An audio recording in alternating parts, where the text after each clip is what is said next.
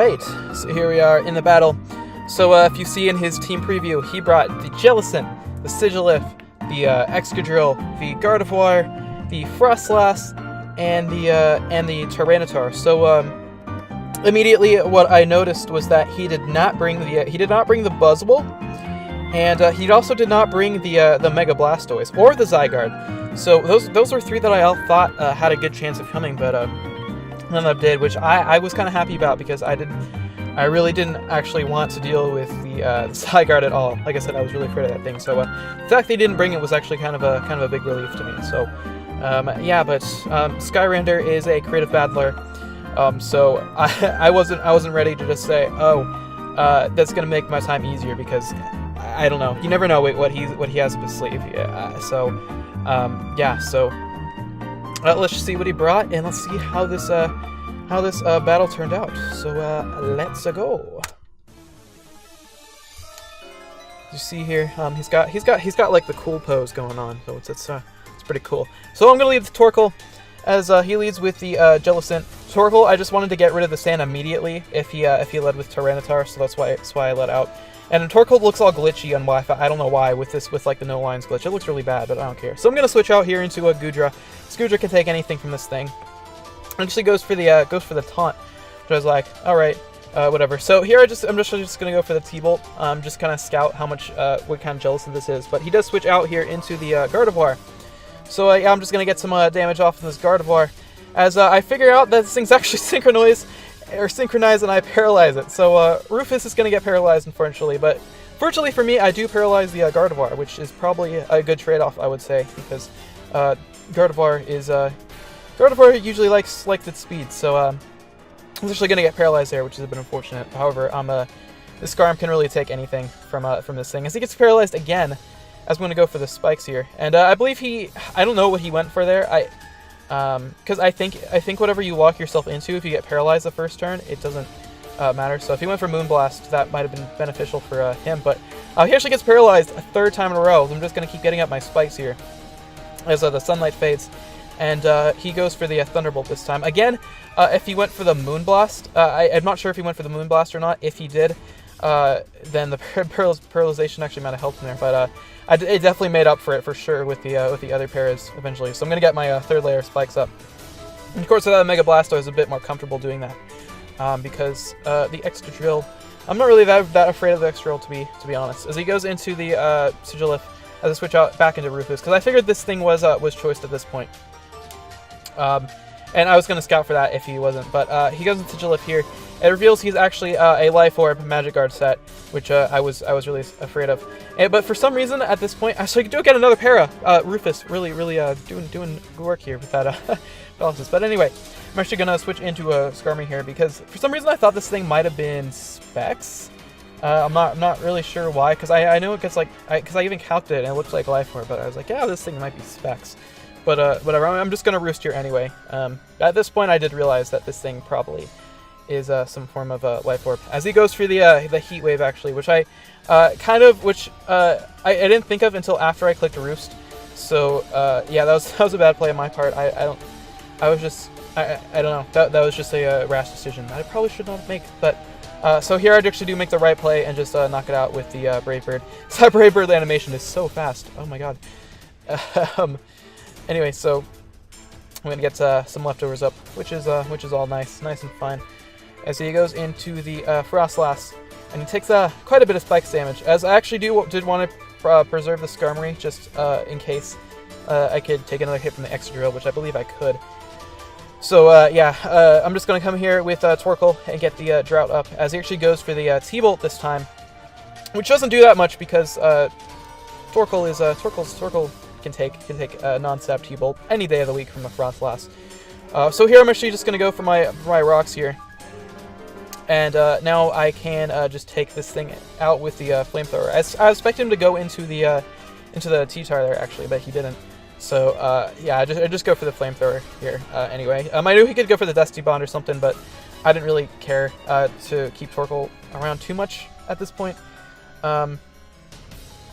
So he actually does go into the Excadrill this time, and since I'm Shuka Berry, I can take anything from this thing. So even if it goes for EQ, then I'm fine to just take it out with the Flamethrower, as he does go for the rapid spin like I thought he would. So yeah, so now the X drill is gonna go down, which is really really nice. So Torkoal picking up two nice kills there. He does get rid of the hazards, however. Torkoal doing his job. So he's gonna go into Jellicent here, and I decided just to kind of preserve that thing a bit more because I want to have it around for later to get my Sunny Day up. As he goes for the Scald here on the on my Suicune, which is fine. However, and he does not get the burn. So here at this point, nothing on his team really wants to take a Toxic, and the ones that do, or only one that really does, is the Gardevoir. But the Gardevoir is paralyzed. So yeah, I wasn't really afraid to just go for the Toxic there. As I do get the Toxic up on the Jellicent, so this thing is on a timer. As he does taunt me, but that's okay because the damage has been done already. So I'm just gonna get my my leftovers here back up a bit, and yeah. So the Jellicent's gonna take a bit from Toxic here, and I'm pretty much just free to go for the Ice Beam or whatever else I please at this point. So yeah, the Jellicent is gonna go for the Will-O-Wisp here actually, and so. I don't know, might have been a better play just to switch into something else. I wanted to take a Will-O-Wisp. I don't really remember what I had left at this point. Well, when I'm recording this, but yeah. So the best play just seemed to be Suicune in here because Suicune just wins this 1v1 matchup easily. As he does actually switch out here into the Gardevoir, as I go for the Ice Beam here, and yeah, so I get some damage off on the guard, which is nice. And here I actually do make another bit of a misplay. I don't know. The funny thing is that I'm not gonna say hacks makes me play worse, but even when I get hacks, it kind of tilts me a bit because it kind of makes me feel comfortable, and then I'm just like, I don't know. I start playing less good actually when I do get hacks. So I don't know what that's about, but I didn't really want to predict anything, so I just take that Moonblast pretty much as I drop my special attack. Like the play was probably on the Jellicent was just to switch into Goodra at that point, so whatever. You know, it's me. We're gonna do that sometimes. So here I figured he could go back to Jellicent, so I didn't really want to go for the Scald, but I mean it's already toxic anyway, so I didn't really mind giving it the Water Absorb. Just wasn't really a big deal to me, and since I know it can't really touch me anyway, since it has Will-O-Wisp, Scald, Recover, and Taunt, which was real at this point. I'm not really afraid of anything this thing's going to do. I still just win the matchup 1v1, even though I am burned. So, yeah, I'm just going to keep over Ice Beams because it won't recover it, and in case he goes into the guard, it's just gonna damage. As he tries to Will-O-Wisp predicting a switch, but again, I had really no reason to switch there because I do just win this matchup easily. As he's going to take a bit more poison damage here at this point. So yeah, that's pretty much the battle right now. As he does actually switch out this time into the Gardevoir, as this thing does die to two Ice Beams. So yeah, so the Gardevoir is going to be able to go down at this point. So yeah, the paralysis really unfortunate early on, but you know, it's what you can do. So the Gardevoir does drop here to the Suicune. So by Gardevoir, like I said, it was Scarf, so it sucks, but you know, it's the game we play, you know. So here he goes into the Tyranitar, and I knew the play here was pretty much just to roar, because I knew I didn't really want to deal with any sort of like Dragon Dance at all. But he does actually go for the DD here, and me being bad, I actually do go for the Scald. Again, I don't know why. Whenever I get hacks, I just start making the bad plays, even though like I even know. But I do get lucky and I get the burn. So, you know, when you're getting the hacks, you know, just keep going for more hacks and you'll get it. That's the moral of the story here. So yeah, so the T-Tar is burned now. So can't really do much to the Suicune at this point. So yeah, so.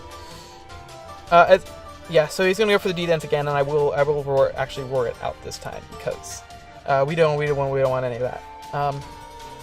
And probably at some point here, I should have switched into the Goodra because the Goodra can keep it from setting up because it supports about the Dragon Dance, and then possibly trying to find a way to switch into a Chestnut so I could set up a belly drum on this Jellicent, because of course, since I don't have any like not much bulk investment, I can't really take maybe like an area lace, or he was actually HP flying on a Tyranitar, so yeah, I needed I kind of needed to set up on this Jellicent, because of course it can't actually break my subs. So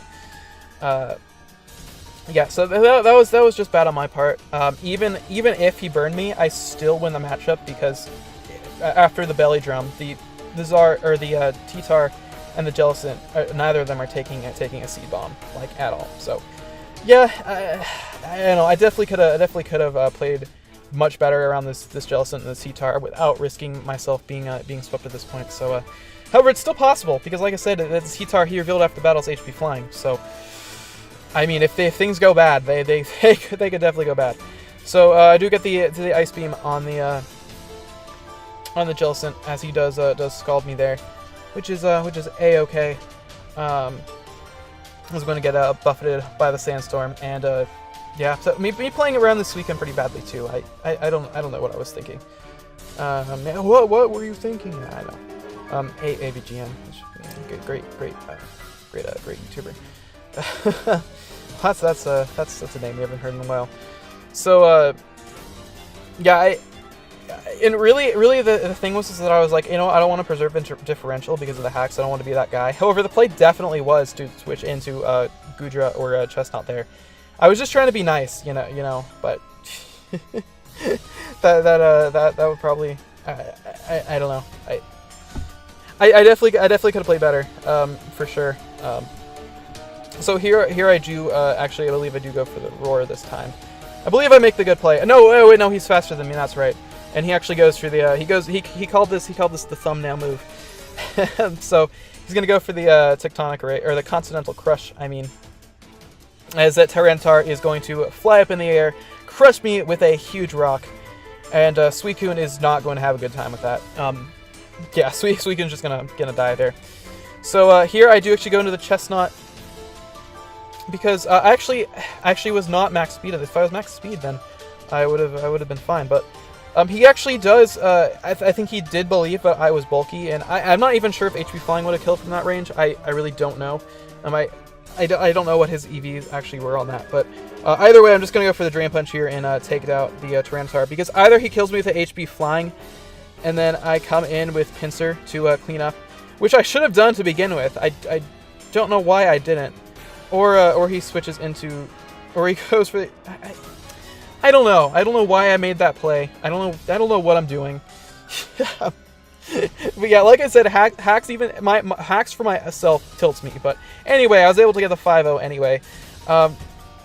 Like I said, like I said before, the hacks definitely did make me play worse. I'm not like using that excuse. Like, I got hacks. I definitely got lucky in that battle.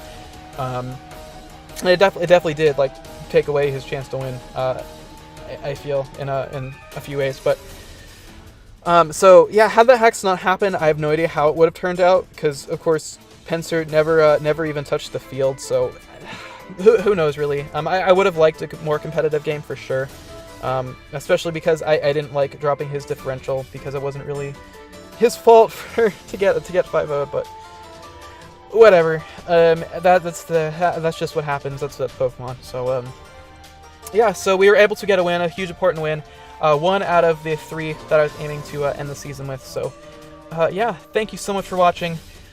This has been Redithin, and I will see you in the next battle against Sheer Force, and we'll see how that one plays out. So thank you so much, and goodbye.